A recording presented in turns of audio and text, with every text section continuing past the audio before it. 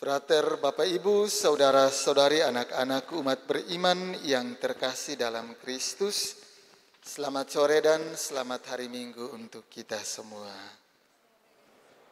Masih semangat, puji Tuhan. Juga selamat sore, selamat hari Minggu untuk semua yang merayakan Ekaristi Kudus secara live streaming di rumah. Perumpamaan tentang pokok anggur, kebun anggur, itu menjadi salah satu tema yang sangat familiar.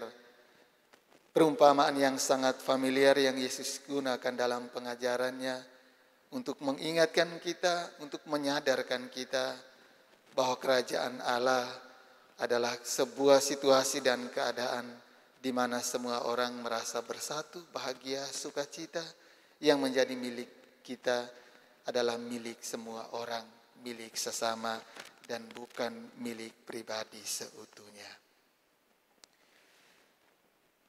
Nabi Yesaya dalam bacaan pertama tadi menampilkan kepada kita bahwa bangsa Israel dan kita semua adalah kebun anggur, dan masing-masing kita adalah pohon anggur itu sendiri. Dan itu disempurnakan oleh Yesus dalam perumpamaan tadi. Pemilik kebun anggur adalah Allah sendiri.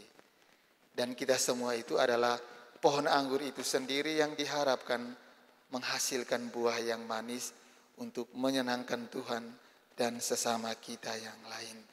Namun dalam kenyataannya Allah kecewa karena yang dihasil dari kebun anggurnya itu bukan anggur-anggur yang berkualitas, tetapi anggur-anggur yang asam dan masam. Berarti anggur yang kurang berbobot atau kurang berkualitas. Bangsa Israel dikatakan dalam bacaan pertama tadi sebagai pohon anggur, buah anggur yang masam. Karena mereka tidak pernah merasa berkecukupan dan tidak kurang bersyukur kepada Tuhan untuk segala anugerah dan kebaikan yang Tuhan berikan. Sewaktu mengembara di padang gurun, diberi makan dan minum, mereka merasa tidak cukup dan tidak puas.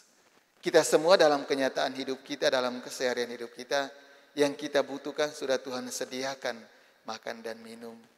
Tetapi seringkali dalam doa-doa kita, dalam setiap usaha dan karya pelayanan kita, kita merasa selalu kekurangan dalam situasi dan keadaan apapun. Dan itu dirangkul Rasul Paulus dalam bacaan kedua tadi. Mengapa kita selalu merasa berkekurangan dan lain sebagainya. Selalu merasa kurang dalam hidup kita.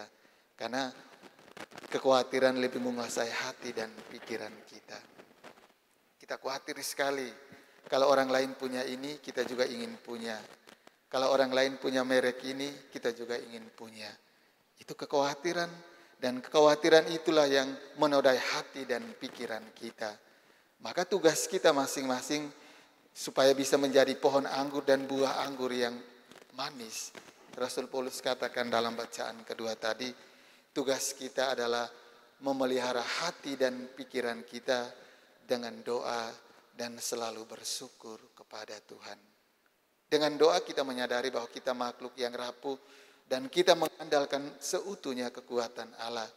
Dengan bersyukur kita menyadari bahwa kita merasa cukup rahmat dan berkat yang Tuhan berikan, yang Tuhan anugerahkan kepada kita.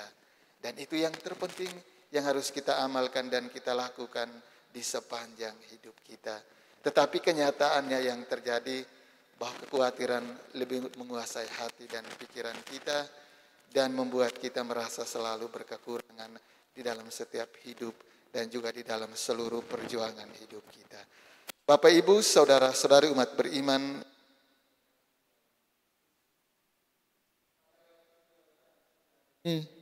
Tuhan kembali mengingatkan dan menyadarkan kepada kita bahwa kita semua adalah pohon-pohon anggur yang diharapkan untuk selalu dan senantiasa menghasilkan anggur yang berkualitas.